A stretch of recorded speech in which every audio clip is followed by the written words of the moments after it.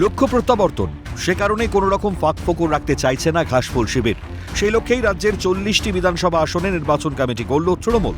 কোচবিহার, আলিপুরদুয়ার, জলপাইগুড়ি, দার্জিলিং, উত্তর দিনাজপুর, দক্ষিণ দিনাজপুর, দক্ষিণ 24 পরগনা, পশ্চিম বর্ধমান, পূর্ব বর্ধমান, হুগলি, নদিয়া জেলার একাধিক বিধানসভা আসনে এই কমিটি গড়ে দেওয়া হয়েছে বলেই তৃণমূল সূত্রে খবর।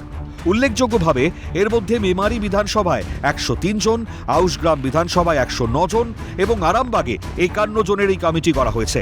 মূলত নেতাদের পারস্পরিক দূরত্ব ঠেকাতে সমস্ত স্তরের নেতাদের নিয়ে এই কমিটি। নির্বাচনের মুখে বুঝিয়ে দেওয়া হলো, ভোট নিয়ে কোনো পারস্পরিক দূরত্ব চায় না দল, ভালো করে কাজ করতে হবে।